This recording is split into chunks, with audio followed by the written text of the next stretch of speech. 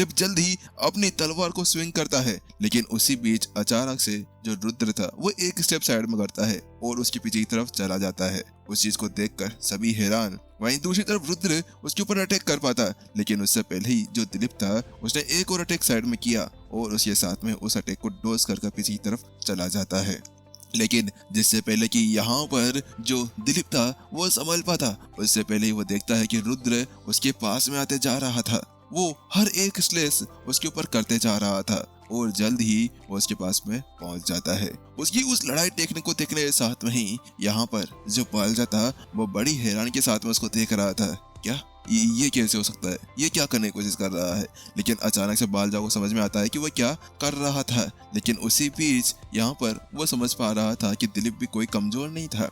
लेकिन वहीं दूसरी तरफ यहाँ पर फील्ड की तरफ अचानक से जो रुद्र था वो अपने एक स्टेप को साइड में रखता है और नीचे कंधे की तरफ वार करने लगता है। ये अटैक सीधे उसकी छाती की तरफ था। वहीं अगले पल बस बहुत हुआ, वहां पर रुद्र उस मूव को देखकर वहीं पर रुक जाता है, क्योंकि उसकी आंखें यहाँ पर समझ गई थी कि क्या होने वाला है। तो वहीं दूसरी तरफ टीचर क्यों, आपने क्यों रोका हमें। तो वहीं दूसरी तरफ यहाँ पर बालचा कहता है दिलीप तुम हार गए। क्या मैं हार गया, लेकिन अभी तक हमारी फाइट पूरी नहीं हुई। तो वहीं दूसरी तरफ क्या फाइट है अरे तुम्हारी फाइट कंप्लीट हो गई है। अगर रुद्र ने उस अटैक के अंदर पूरी एनर्जी लगाई होती ना तो तुम यहाँ पर मारे जाते। उसका वो अटैक कोई नॉर्मल नहीं था। उसके साथ में दिलीप भी उस बात को समझता था, तो अपना शरीर लाता है और रुद्र से कहता है बहुत अच्छे रुद्र, तुम पास हुए, चलो जाओ तुम कर सकते हो।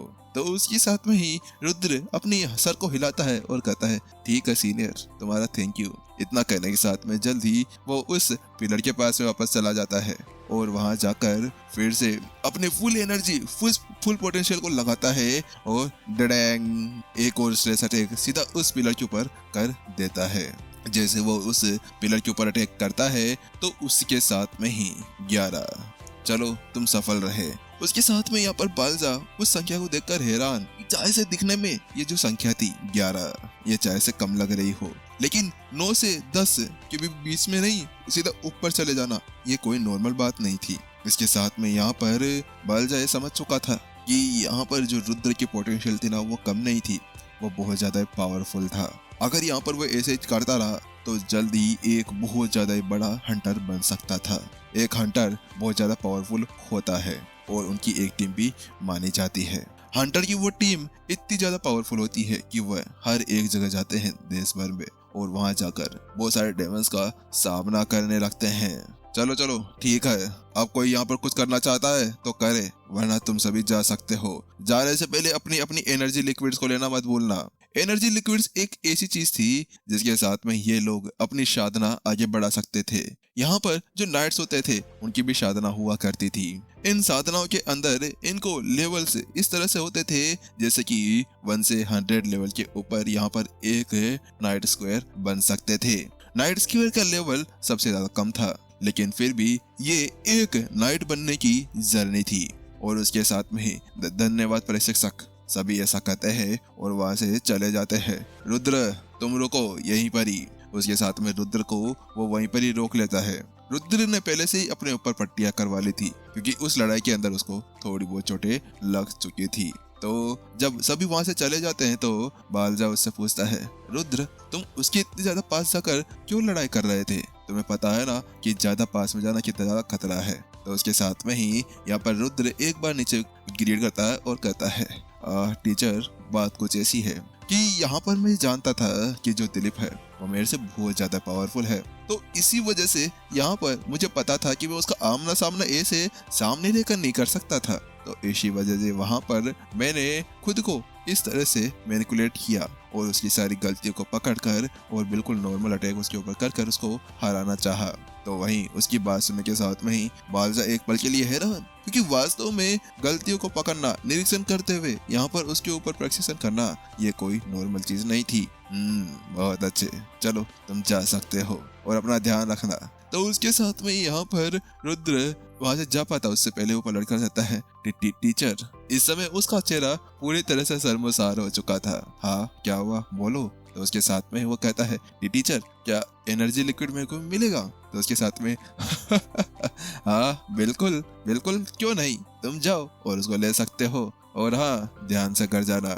इतना कहने के साथ में ही रुद्र उछल कूदते वो वहां से निकल जाता है। बड़ा इंटरेस्टिंग बंदा है, अच्छी बात है, आगे आने वाले समय के अंदर ये बहुत ज्यादा पावरफुल हो जाएगा। लेकिन वास्तव में उसको एक चीज समझ में नहीं आई थी कि रुद्र ने वो सारा कमाल कर कैसे दिया था। लेकिन उसी बीच उसके पीछे से एक आवाज आती है। क्या तुम्हें पता है कि यहाँ पर वो ऐसा करने में कैसे कामयाब हो पाया? वो आवाज भारी, थोड़ी सख्त और थोड़ी सी शुष्क भी थी। उस एनर्जी के अंदर यहाँ पर अलग अलग तरीके से सब कुछ मिलाया गया था। उस आवाज को सुनने के साथ में ही यहाँ पर जो बाल जाता उसका शरीर कांपने लगता है। वास्तव में यहाँ पर उसको ये नहीं पता था कि ये जो भी था वो यहाँ पर उसके पीछे कितने ज्यादा समय से खड़ा हुआ था, और इसी चीज को देखकर वो बड़ा हैरान रह चुका था। ओह तो अच्छा आप है सीनियर। बलजा जल्दी से अपने पीछे देखता है तो वो पाता है कि जो भी कोई उसके पीछे खड़ा था ना, वो वही सीनियर था जो कुछ समय पहले यहाँ पर उनके इस अकेडमी के अंदर आया था। बात कुछ ऐसी थी कि कुछ समय पहले यहाँ पर अचानक से वो चला आया, लेकिन उस जगह पर वो समझ सकता था कि ये जो कोई भी था ना, ये इतना पावरफुल था जिसके साथ में यहाँ पर शायद इनकी पूरी अकेडमी भी इनके सामने ना टेक सके। तो उसी वक्त से ही यहाँ पर जो बलजा था वो उसको सीनियर कहकर बुलाने लगा।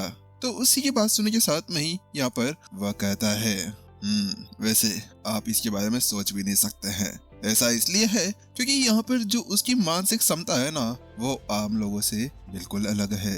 अगर यहाँ पर उसकी वो मानसिक क्षमता ऐसी नहीं होती तो उसके साथ में कोई भी ऐसा नहीं कर सकता था। वहीं जहाँ पर वो लोग बातें कर रहे थे, वहीं दूसरी तरफ रुद्र आखिरकार उछल कूद करते हुए घर की ओर जा रहा था। उसके हाथ के अंदर अभी एक छोटी सी बोतल थी आम लोगों के लिए। तो यहाँ पर जो उसके अंदर की जो दवा थी वो केवल दूसरों के लिए एक आम जल थी, यानी कि एक रिकवरी पोर्शन के द्वारा काम किया करते थे। लेकिन यहाँ पर इस जगह पर रुद्र के लिए ये बहुत ही ज्यादा जरूरी है। जैसा दिलीप ने मेरे से कहा था, वास्तव में ये बहुत ही अच्छी दवाई है। इसका जब से मैं यूज कर रहा हूँ तब से मेरी माँ के ऊपर जो चोटें लगी हुई है वो ठीक होते जा रही है। इस जगह पर यहाँ पर जो रुद्र था वो अपनी माँ के लिए ये सब कुछ लेते हुए जा रहा था। उसके साथ में रुद्र कहता है, मैं अब दूसरे लोगों से यहाँ पर भीख तो न मांगूंगा, यहाँ पर मुझे खुद कुछ करना होगा। मैं ऐसा नहीं चाहता कि भीख मांग मांग कर मैं अपनी माँ को ठीक कर सकूं। लेकिन यहाँ पर अगर मैं वो परीक्षा नहीं देता तो उसके बाद में शायद यहाँ पर मुझे वो जो रिकवरी पोर्शन है वो ना मिलता।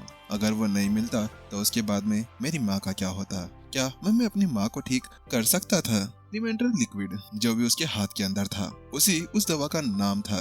बात कुछ ऐसी थी कि ये एक रिकवरी पोर्शन के साथ में ये एक आध्यात्मिक एनर्जी से भरी हुई चीज भी थी। आखिरकार यहाँ पर ये जो एलिमेंटल लिक्विड है ये यहाँ पर हर एक स्टूडेंट को दिया जाता था। जब भी यहाँ पर उनको अच्छे प्राइजेस मिलते थे तो उसके साथ में वो अपनी साधना और अपनी लड़ने की क्षमता और अपनी ताकत और उसके साथ में ही अपनी एनर्जी के जो पॉइंट्स थे उनको बढ़ा सकते थे। लेकिन रुद्र के साथ में ऐसा नहीं। रुद्र यहाँ पर हमेशा अपने उस एलिमेंट्री लिक्विड जिसको रिकवरी पोर्शन कहते हैं उसके साथ में वह अपनी माँ को दे दिया करता था, और वो जो खुद था वो अपने आसपास की आध्यात्मिक एनर्जी को अपने अंदर एब्जॉर्ब किया करता था, ताकि जिसके साथ में यहाँ पर वो उस लिक्विड का यूज अपनी माँ के ऊपर कर सके।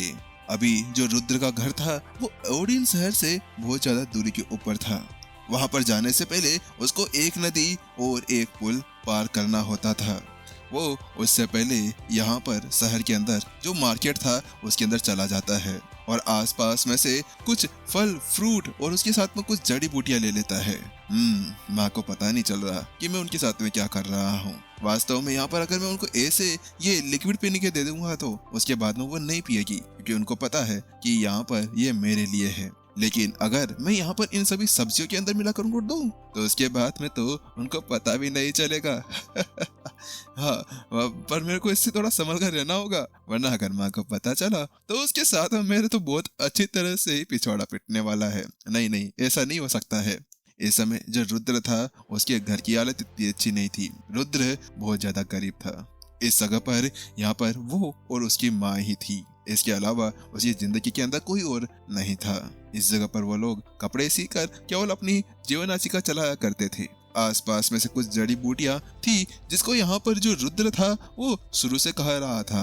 हाँ, यहाँ पे जो जड़ी बूटियां थी जो यहाँ पर वो खाया करते थे उनका स्वाद इतना अच्छा नहीं, लेकिन फिर भी बचपन से अब तक ये खाते हुए आने पे यहाँ पर रुद्र के सर के ऊपर सारे सारे काज आ चुके थे। रुद्र को ही यहाँ पर अब अपने घर को संभालना होता था। रुद्र की हालत बहुत ज्यादा खराब थी। रुद्र यहाँ पर अब और कुछ नहीं कर सकता था, तो इसी वजह से यहाँ पर वो अपनी ट्रेनिंग करता और उस एकेडमी के अंदर भी वो इसी वजह से था ताकि यहाँ पर उसको एलिमेंटल लिक्विड या ऐसी औषधि जड़ी बूटियां मिल सके जिसके साथ में ही वो अपनी माँ का इलाज कर सके।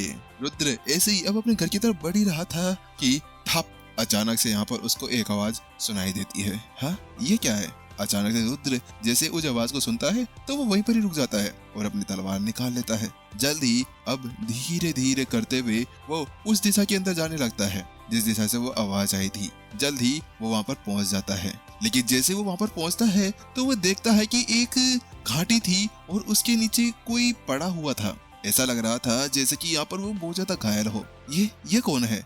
लेकिन रुद्र अपने उस सारी डिफेंस को अलग नहीं रखता है, वो उसके पास में चला जाता है। वो जल्दी वहां पर जाता है तो वो पाता है कि वहां पर वो जो भी था उसने अभी पर्पल कलर का एक पोशाक पहना हुआ था। वो उसके पास में जाता है और धीरे से उसको एक बार टच करता है। हे, तुम कौन हो? उसके साथ में ही ये देखकर कि वो बिल्कुल भी हिल नहीं रहा था, जिसका मतलब ये था कि वो बहुत बुरी तरह से घायल था, जो कोई भी वो था। रुद्र जल्दी से यहाँ पर अपने हाथों को आगे बढ़ाता है और उसको उठा लेता है और अपनी गोद के अंदर बिठाता है। हालांकि ये लड़की यहाँ पर क्या कर रही है? अचानक से रुद्र देखता है कि यहाँ पर वो जो कोई भी था वो और कोई नहीं, एक छोटी सी लड़की थी, दिखने में बहुत ज्यादा खूबसूरत थी। इसके अलावा उसकी एज भी रुद्र के आसपास में लग रही थी, 15-16 के आसपास में। इसके अलावा उसके यहाँ पर जो बाल थे वो शाइनी और उसके साथ में ही पर्पल कलर के अंदर थे। हालांकि उसकी आंखें बंद थी, लेकिन दिखने में वो बहुत ही ज्यादा खूबसूरत लग रही थी।